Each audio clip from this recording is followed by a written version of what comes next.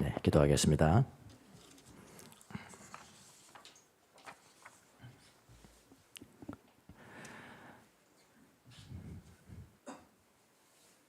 지금 이곳에 우리와 함께 임재하시고 현존하신 주님을 찬양합니다.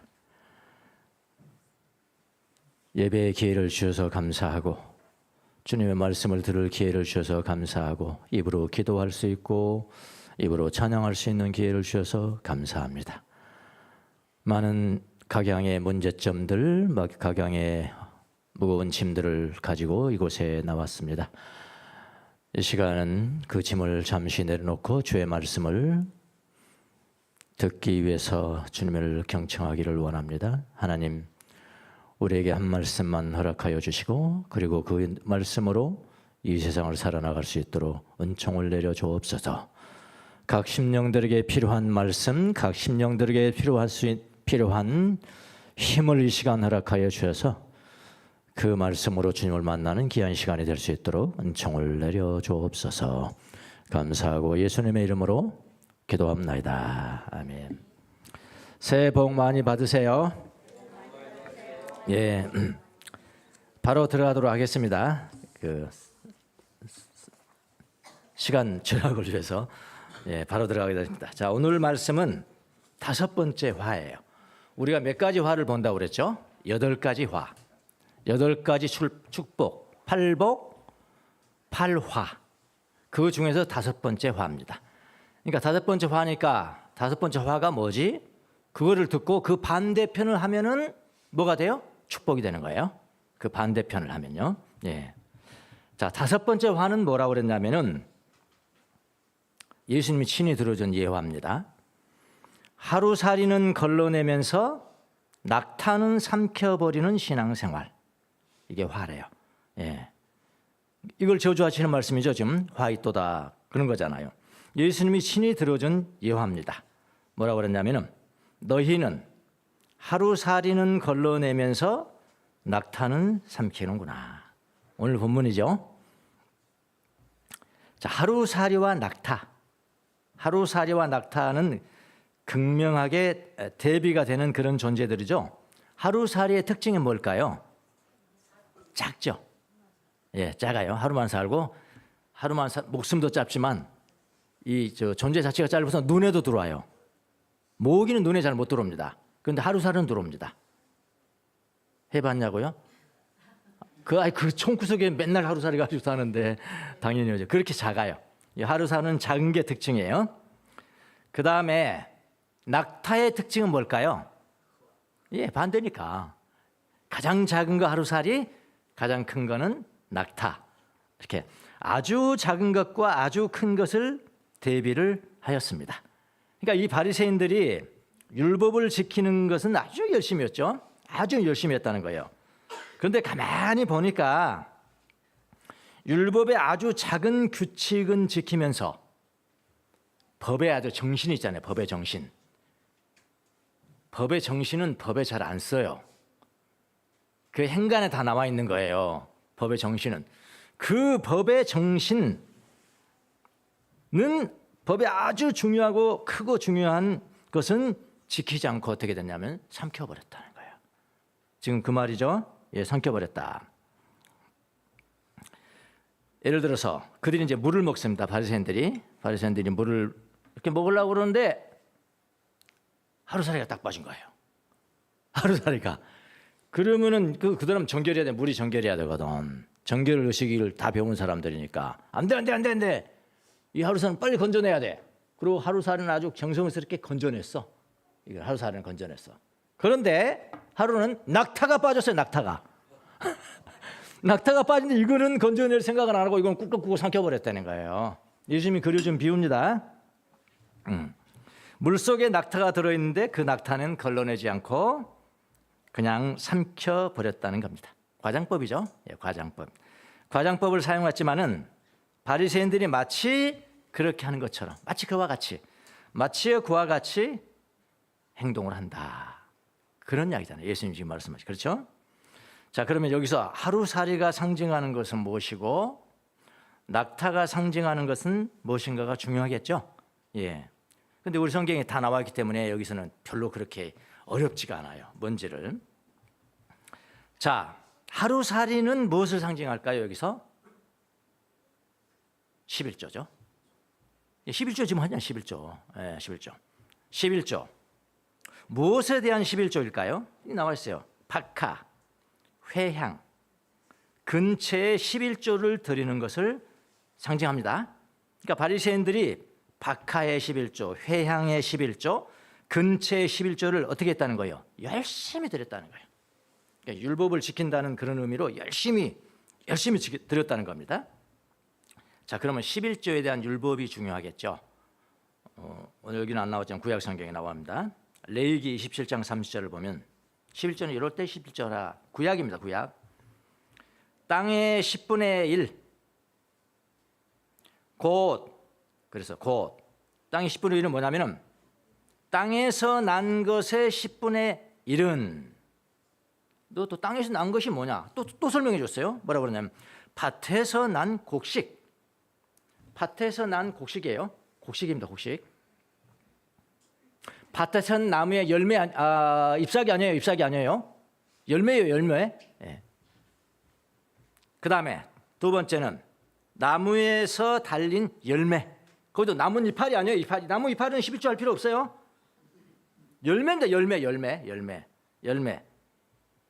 땅에서 난 것의 10분의 1은 밭에서 난 곡식이든지 나무에 달린 열매이든지 열매 두 개가 중요해요. 곡식과 열매 모두 주에게 속한 것으로서 주에게 받져야 할 거룩한 것이다. 그랬죠? 이게 이제 레위기입니다. 레위기. 예, 신명기도 또 있어요. 신명기 해놨나요? 여기도 또 있죠. 너희는 해마다 밭에서 거둔 소출이 소출.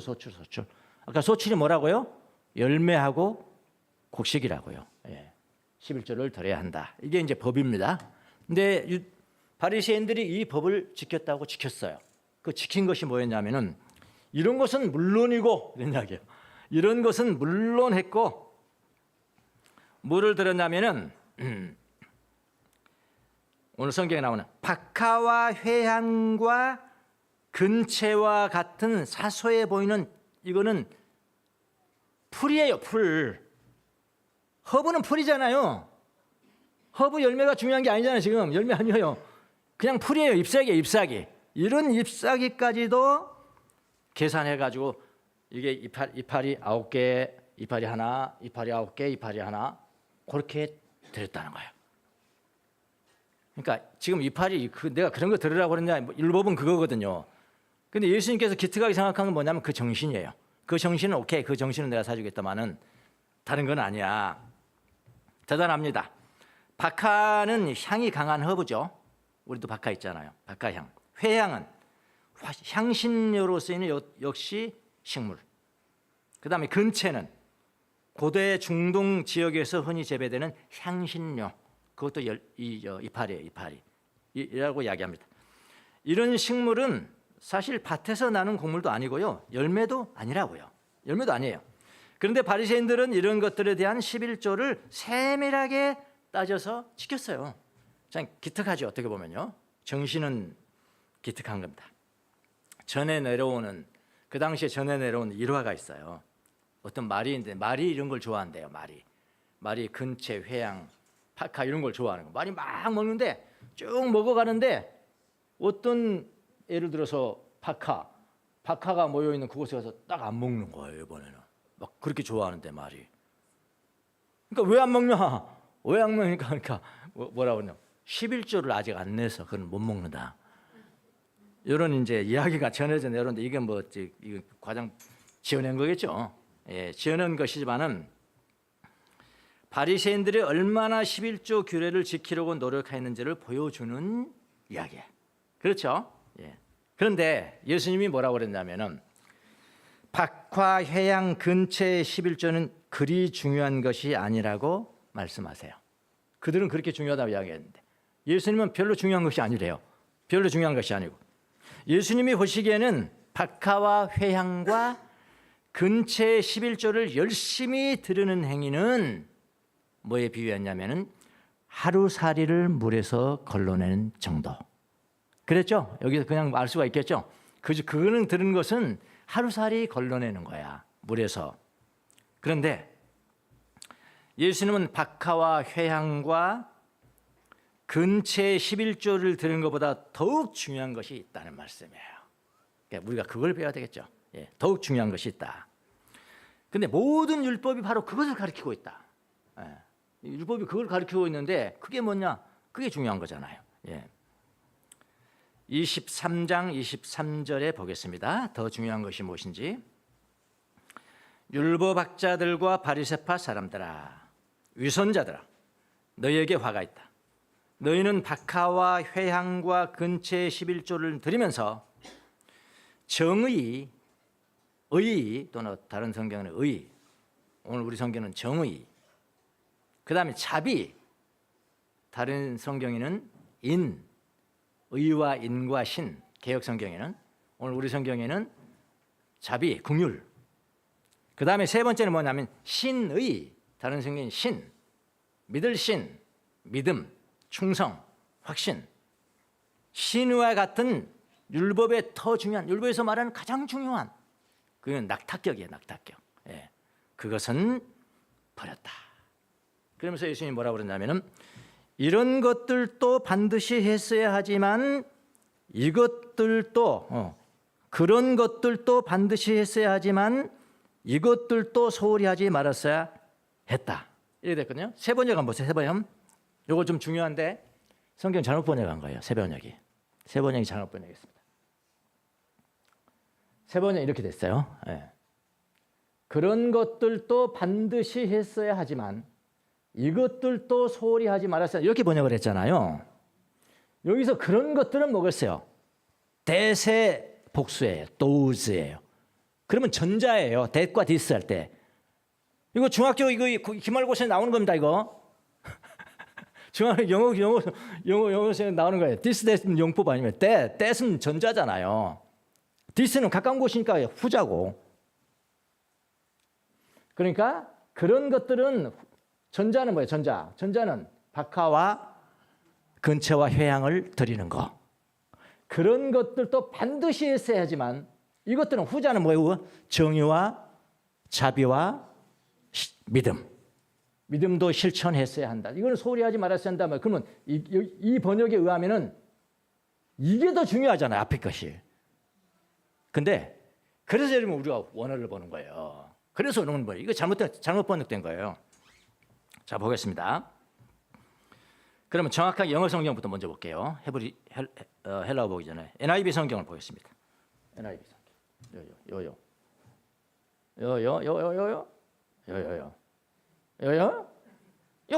정의. 정의와 긍휼과 믿음을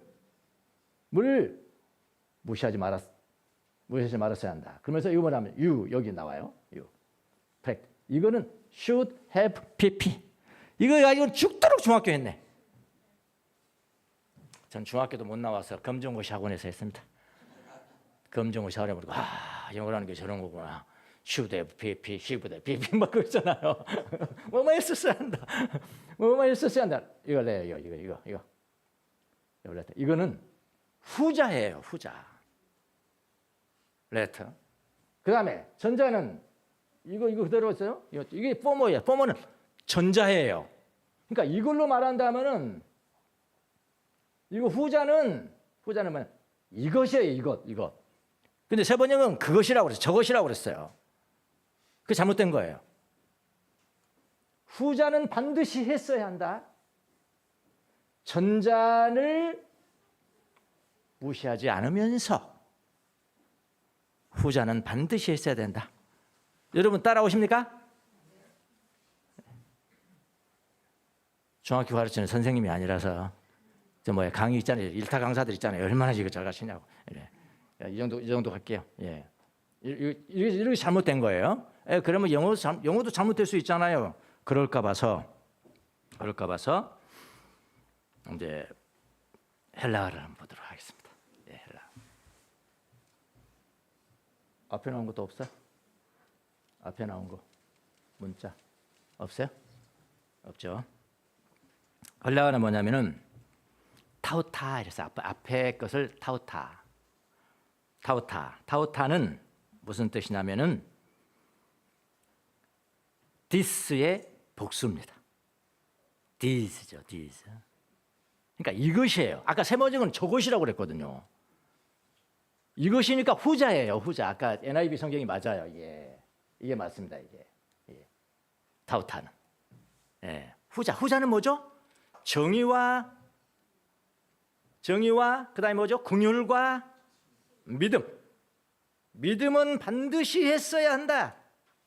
근데 후자는 흘려보내지는 말아라. 전자는 흘려보내지는 말아라. 전자가 뭐냐면은 카케이노스의 복수형이죠.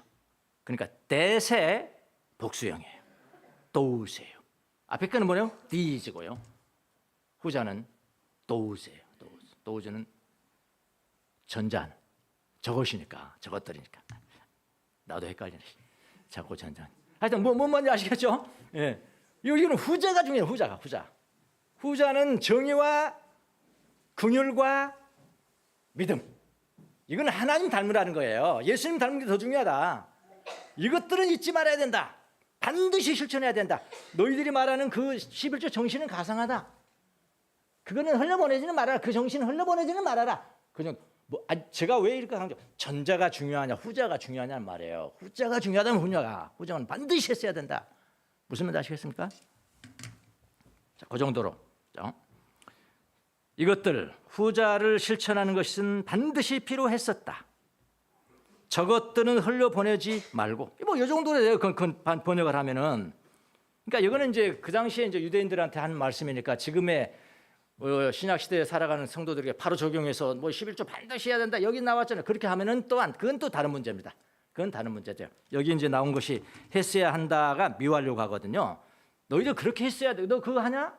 그거 말고 정의로운 거, 긍휼, 믿음을 갖는 이 실천을 반드시 했었어야 돼. 미완료가 아직 완성이 안 됐어.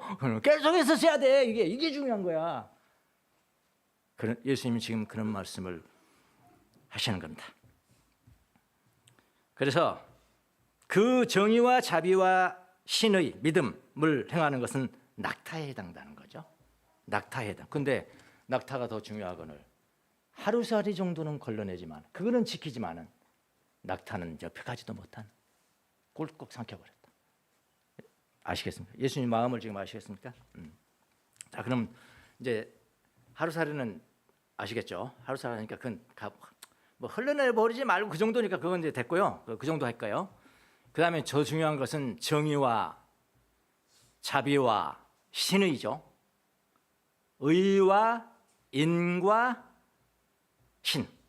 의와 인과 신이죠. 요 세 가지가 중요합니다. 이걸 지금 말씀드릴게요. 새번역 성경은 뭐라고 그러냐면 정의로 번역을 했어요. 자비, 그 다음에 신의라고 번역을 했습니다. 개역 성경에는 또 어떻게 번역했냐면은 정의, 그건 같아요. 정의, 긍휼이에요. 긍휼. 그 다음에 믿음, 개역은 믿음이라고 번역을 했어요. 근데 이거 다 만족스럽지 못해요. 제가 보기에는. 원어로 그냥 바로 보겠습니다. 이제 여기 나옵니다. 요 세 가지입니다. 헬라가 나오는 이게 정의입니다. 정의, 긍휼, 믿음이에요. 근데 이거는 여러분 다 아시잖아요. 자비는 뭐 이건 다 아시잖아요. 자비로움. 예수님이 자비로우신 분. 연민, 동정, 믿음, 신뢰, 확신. 이건 다 아시죠. 이건 조금만 설명할게요. 중요한 것은 이게 중요한 거예요.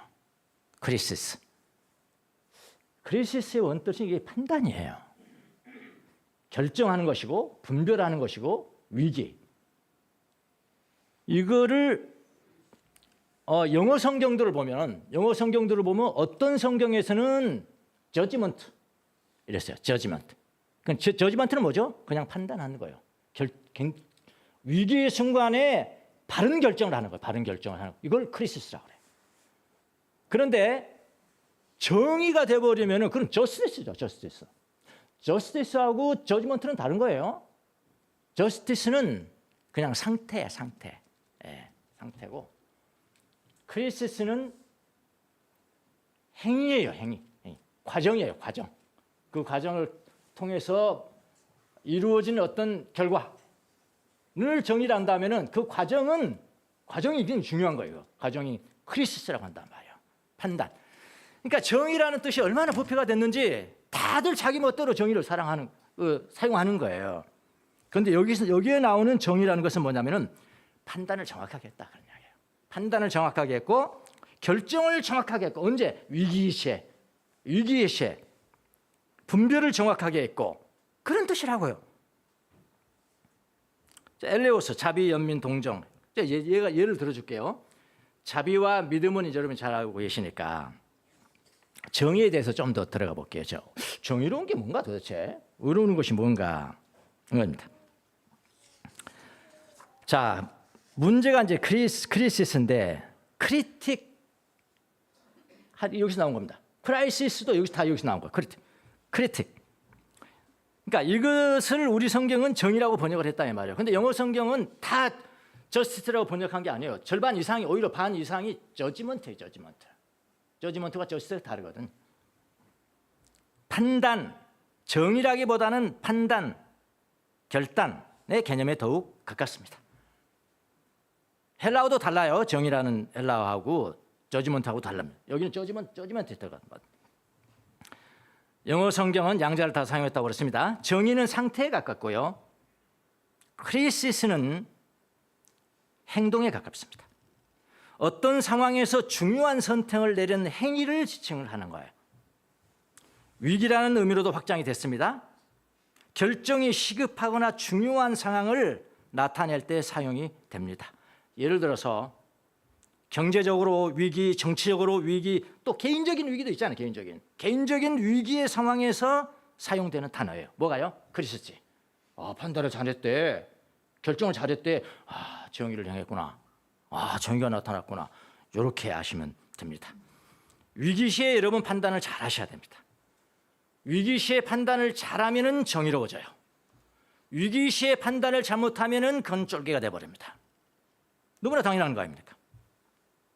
자, 이거 이렇게 하면 좀 더 추상적이니까 좀 더 구체적으로 들어가 볼게요.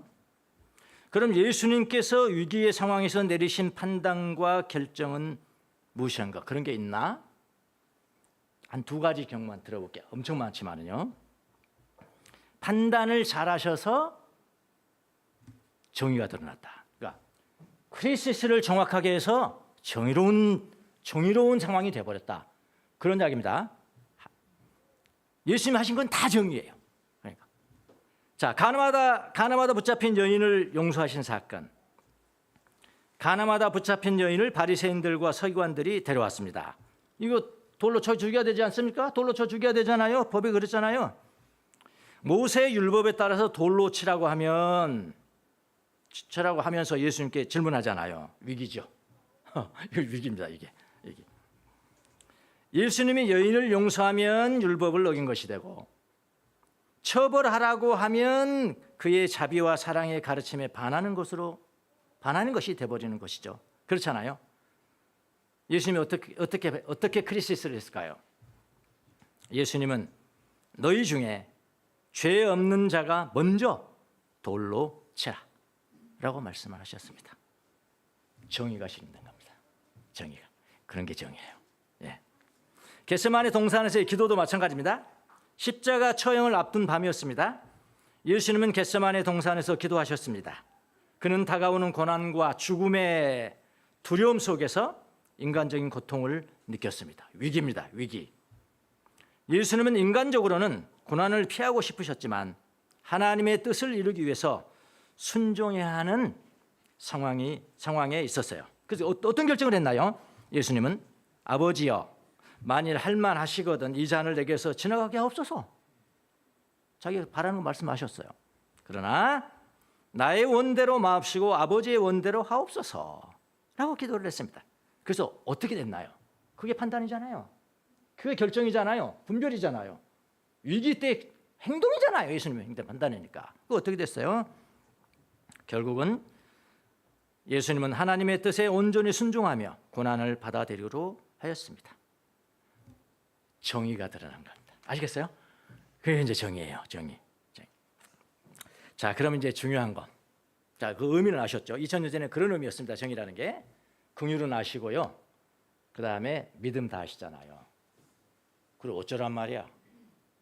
그게 중요하죠. 어쩌란 말이야. 나 21세기에 살아가는데 어쩌란 말이에요. 그러니까 우리는 정의를 그대로 그냥 해석해 버리니까 나 같은 사람이 무슨 정의로운 것을 어떻게 하겠어?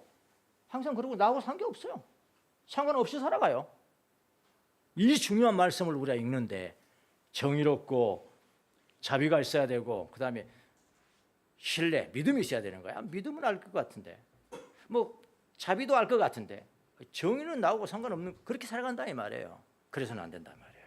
그래서는 자 오늘날 우리가 살아가는데 어떻게 적용이 되겠냐 이 말이죠. 긍휼부터 한번 볼게요. 바리새인들은 율법을 철저히 지키는 것을 경건함의 기준으로 삼았습니다. 지금 봤지? 오늘날 우리에게도 이런 면이 있어요. 사실은요. 이런 면이 있습니다. 주일 예배 잘 참석하면 신앙이 좋은 것으로 평가를 받습니다. 근데 그렇지 않은 사람도 많더라고요. 몇십 년을 그렇게 예배 잘 들었는데 나중에 보니까 판단하는 거 보니까 완전 이거 아니더라. 어떻게 저런 판단을 할 거다? 완전히. 그게 신앙이 좋은 절대적인 조건 필요하고도 충분한 그런 건 아니에요. 예. 11조 잘하고 봉사 정도 잘하면은 신앙이 좋은 것으로 평가를 받습니다. 그래 왔습니다. 그러나 그것도 너무 무시하지는 말고 그런 자예요. 예. 너무 무시하지는 말고 더 중요한 것이 있다. 더 중요한 것이 있다. 우리 마음이 더욱 예수님을 닮아가고 있느냐는 거예요. 예수님이 어떠신 분이에요? 긍휼히 여기시는 분이에요. 긍휼히 여기시는 분. 마음이 말랑말랑하셨어요. 일평생 그러셨다고요. 마음이 말랑말랑하셨어. 타인의 고통이나 어려움에 대해서 느끼는 자비로운 마음입니다. 자비로운 마음. 단순한 감정적 반응을 넘어서서요. 어려움에 처한 사람들을 돕고자 하는 행동으로 이어지는 동정심. 뭐 그런 거잖아요. 긍휼히 여기셨다. 우리들의 마음은 교리에는 청통하죠. 교리 하나 그것도 뭐 완전한 지식도 아니에요. 어떻게 보면요. 그거 조금 어기는 것 같으면 가차 없잖아요. 가차 없어요. 우리 형제들을 보면서. 우리의 마음은 교리에는 정통하지만 너무 딱딱하지 않은지 이거. 신앙생활 너무 딱딱하지 않는지 우선 점검을 하셔야 합니다. 제가 이렇게 긍휼히 여기십시오. 긍휼히 여기는 사람이 되십시오. 그러니까 너무나 사람들은 크게 생각하더라고요. 인류를 향한 긍휼. 아무 쓸데없는 겁니다. 그거. 나는 인류를 향한 긍휼이 있어요. 나는 인류를 사랑할 거예요. 전 인류를 사랑. 그거 아무 쓸데없는 그 철학적인 수사에 불과해요. 그건 아무 필요 없어요. 거기까지 원하지는 않을게요. 우선 가정에서 여러분의 가정에서 배우자에게 긍휼히 여기세요. 자녀들에게 긍휼히 여기는 마음이 있는지를 보살펴 주십시오. 자기 아내, 자기 남편에게는 빼고 남편만 빼고 자기 아내 이외의 모든 여자에게는 긍휼이 있어 나는. 자기 남편 이외의 모든 남자들은 나는 긍휼히 여기는 마음이 있어. 이 개뿔이에요, 개뿔. 개뿔입니다. 그래서는 안 됩니다. 예수님 말씀을 그렇게 이해를 하시면 안 돼요. 예. 긍휼히 여기는 마음이 있는지를 잘 살펴보십시오. 작은 실수를 칼같이 지적하는 데는 훈련돼 있어요. 작은 실수 칼 같죠, 뭐 칼 같습니다. 불쌍히 여기는 마음은 없습니다. 저부터 회개했습니다. 회개합니다. 자녀들의 문제점을 지적하는 데 익숙해 있었습니다. 무엇이 필요? 하나님 뭐 필요해요? 뭐 필요? 기도는 아주 얼마나 훈련되는지 몰라요. 하나님 정확하게 뭐 구체적으로 구하라 했다며 또 하나님 내가 구체적으로 구합니다. 하나부터 10까지 자기가 필요한 거 구체적으로. 그런 데는 아주 훈련이 됐어요. 하나라도 하나님 주시지 않으면 하나님 안 계시냐? 안 계신다 할 정도로. 작은 배려를 작은 배려를 가족들에게 하는 마음은 없습니다. 이웃이 뭡니까? 가장 가까운 사람이 이웃이에요. 가장 가까운 사람이 이웃이라고요. 기도 많이 해서 자만해집니다. 어떤 사람은. 기도는 얼마나 많이 하는지 몰라.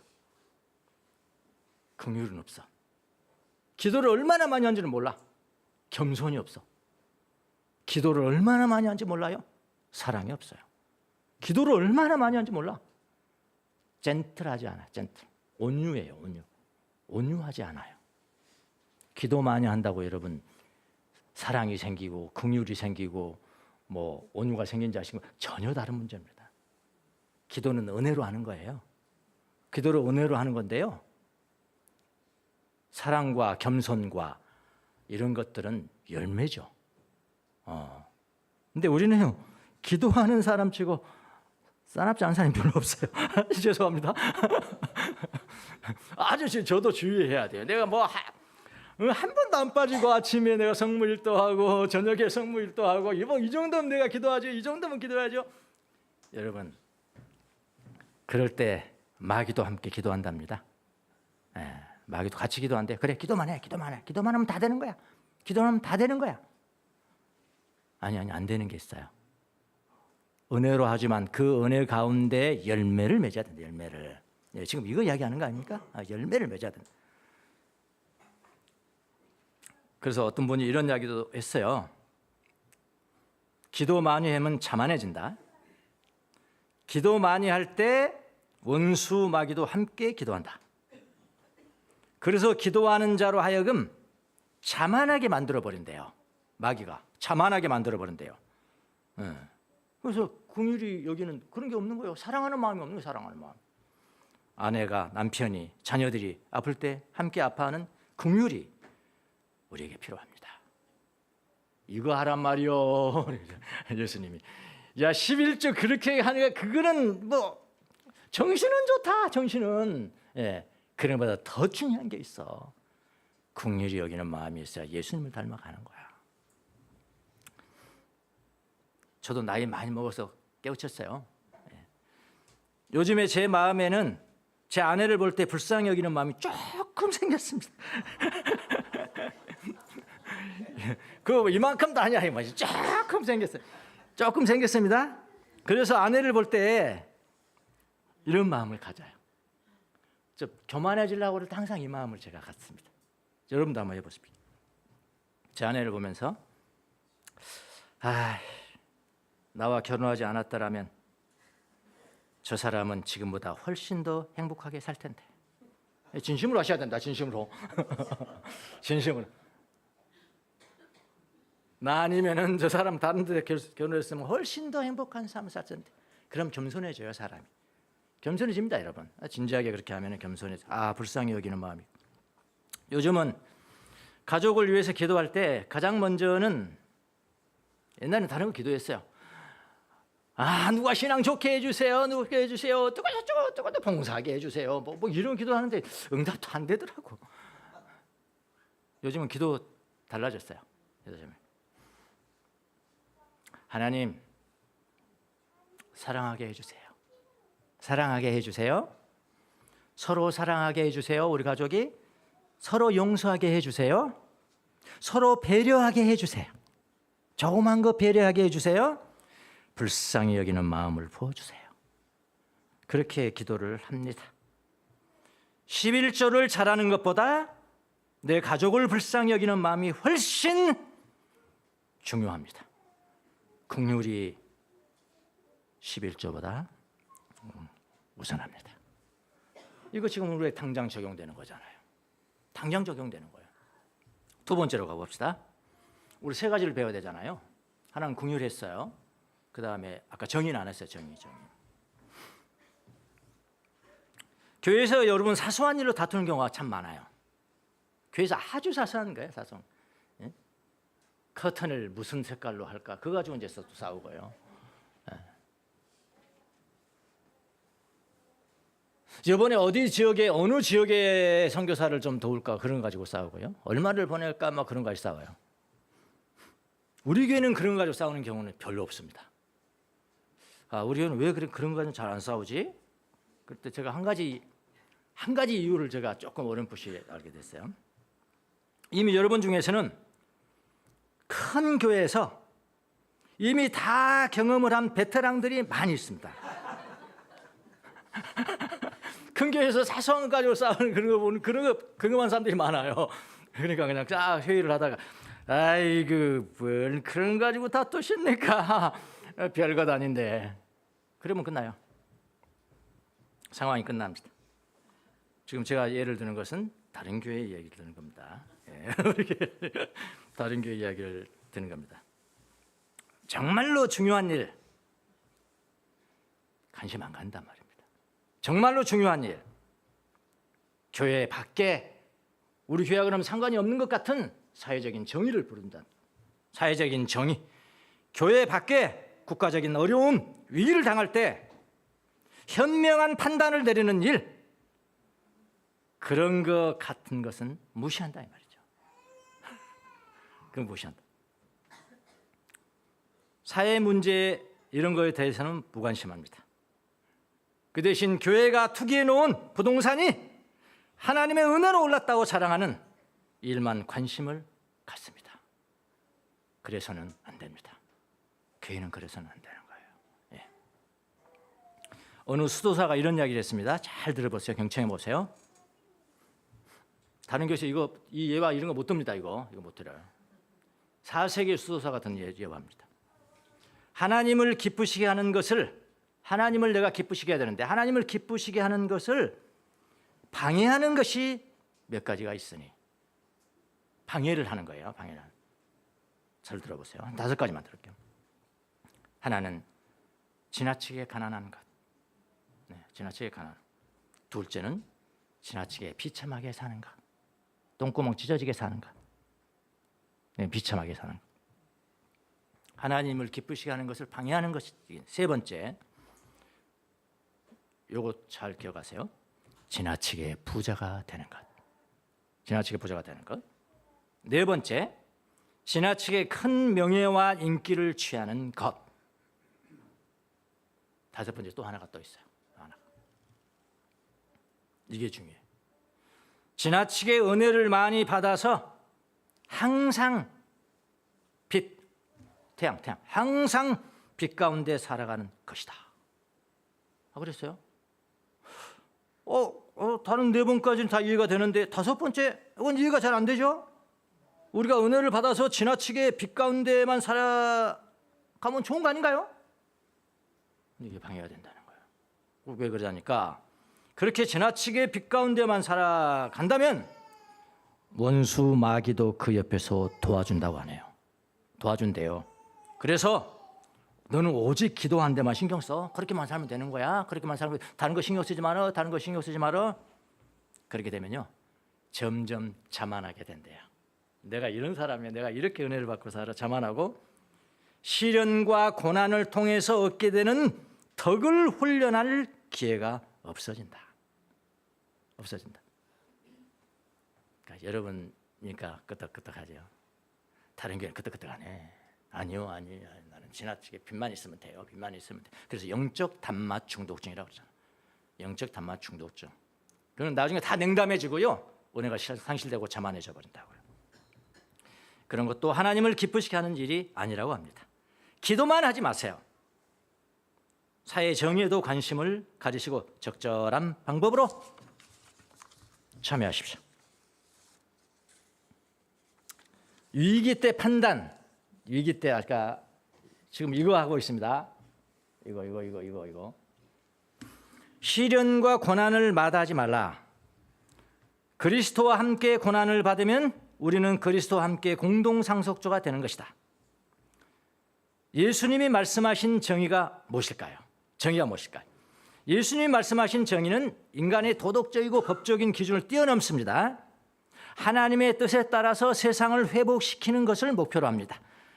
모든 그리스도인은 개인적인 신앙 차원에서 정의를 행할 수 있습니다. 자, 마카리오스라는 그 유대한 사부가 있습니다. 그 사람이 이제 성경을 서기를 했어요.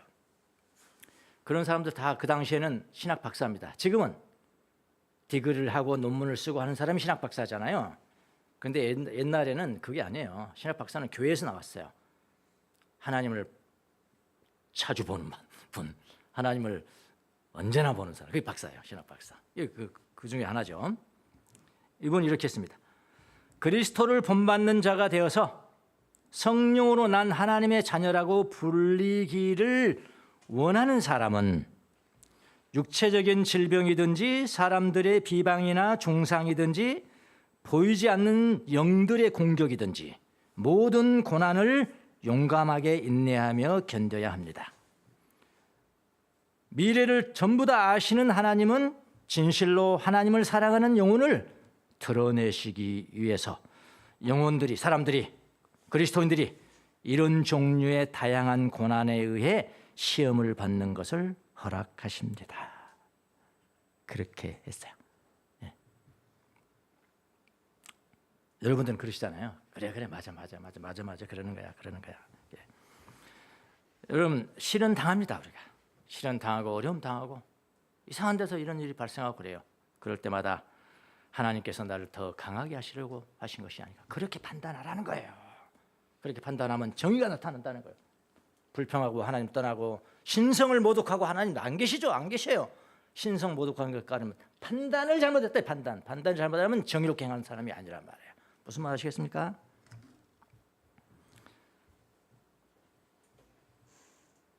또 이런 이야기. 마귀가 원하는 만큼 우리를 괴롭히지 못합니다.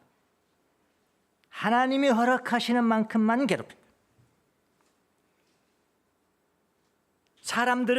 사람들도 노새에게는 얼마나 실어야 될까? 나귀에게는 얼마나 실어야 될까? 짐을. 낙타에게는 얼만큼 짐을 실어야 할까를 잘 안대. 사람도 그러하거늘 하나님은 자기 자녀들에게 얼마를 내가 실어놔야 될까? 무게를. 그걸 어찌 모르겠느냐. 그렇게 말씀을 하세요. 예. 위기의 때에 판단을 잘 하세요. 하나님은 토기장이보다도 더 잘 아십니다. 이 토기장이가 그릇을 만들고 이거 1시간 구워야 될까? 2시간 구워야 될까? 그거 모르면 그는 아마추어죠. 프로페셔널은 다 알아요. 이거 몇 시간? 5시간 구워? 12시간 구워? 하나님이 토기장이보다 더 못하겠냐? 때까지 다 안 되는 거죠. 하나님은 그렇게, 그러니까 시련과 이유가 올 때 바른 판단, 이거 하시고 이런 판단, 다른 판단, 그게 뭐라고요? 정의라고요. 정의. 예, 이걸 행하라는 거예요. 행하라. 믿음으로 갑니다. 지나치게 이 세상에만 관심을 가진 나머지 내세에 대해서 무관심한 사람들이 많습니다. 이것도 아닙니다. 그래서 잘 되면 안 된다는 거예요.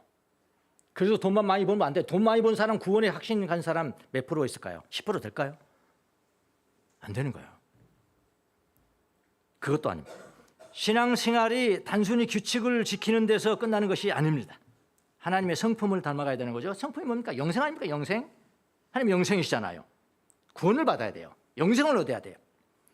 이것은 믿음으로 가능한 겁니다. 그 의와 인과 신이 그거예요. 믿음. 이 믿음은 우리의 전체 삶을 주님 안에 맡기는 의지적인 행위입니다. 그러니까 처음부터 끝까지 믿음은 동일해야 돼요. 변화되면 안 됩니다. 여러분, 아무리 잘 살아도 구원을 잃어버리면 아무것도 아닙니다. 이게 아주 중요하게 들어와야 되는데요. 중요하게 들어오면 제가 경험한 구원을 여러분이 경험하신 분입니다. 장본이 구원을 어떻게, 영생을 얻고 구원을 얻는 믿음이 무엇인가를 아셔야 돼요. 그렇지 않고 뭐 저런 걸 주장하시나, 하나님 은혜 받고 잘 쏟고 잘 먹고 잘 살면 되는 것이지, 그 정도로만 여러분이 믿음을 생각한다면 구원 얻을 믿음, 영생을 얻을 믿음, 영원히 죽지 아니한다는 믿음, 나는 영원히 산다는 믿음, 그 믿음을 체험해 본 적이 없는 사람이에요. 예. 아무리 잘 살아도 구원을 잃으면 아무것도 아닙니다. 구원에 이르는 믿음을 간직하십시오. 아무리 비참하게 살아도 구원을 확신하는 믿음이 있으면은 어떤 환경에도 견딜 수가 있는 힘이 있습니다. 자, 요 세 가지 다 전했어요. 예, 삶에 그대로 적어요. 정의가 무엇인지, 긍휼이 무엇인지, 믿음이 무엇인지 여러분의 삶 가운데 적용해서 가장 우선적으로 적용해서 11조보다도 훨씬 중요한 낙타에 해당한다는 것을 명심하며 살아가는 여러분이 되기를 예수님의 이름으로 축원합니다. 시 하나 보겠습니다. 새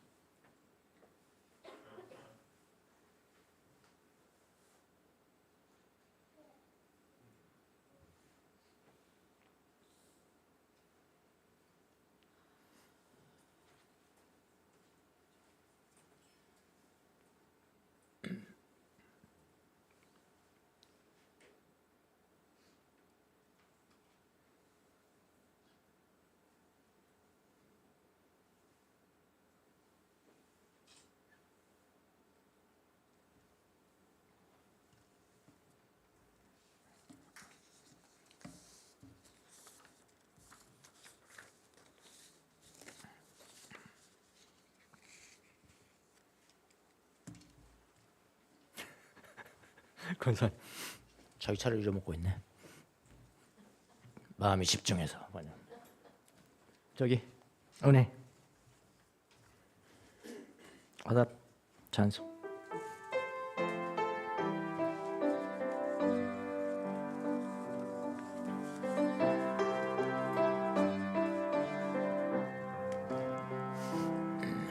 내가 누려왔던 모든 것들이, 내가 지나왔던 모든 시간이, 내가 걸어왔던 모든 순간이 당연한 것 아니라 은혜였소. 아침 해가 뜨고 저녁에 노을, 봄의 꽃향기와 가을의 열매, 변하는 계절의 모든 순간이 당연한 것 아니라 은혜였소.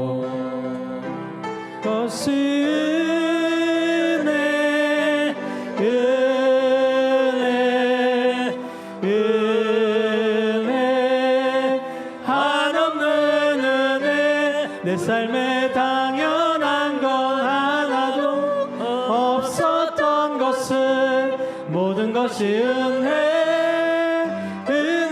은혜였소. 내가 이 땅에 태어나 사는 것, 어린아이 시절과 지금까지 숨을 쉬며 살며 꿈을 꾸는 삶, 당연한 것 아니라 은혜였소. 내가 하나님의 자녀로 살며 오늘 찬양하고 예배하는 삶, 복음을 전할 수 있는 축복이 당연한 것 아니라 은혜였소. 모든 것이 은혜, 은혜, 은혜, 한없는 은혜. 내 삶에 당연한 건 하나도 없었던 것을 모든 것이 은혜였소.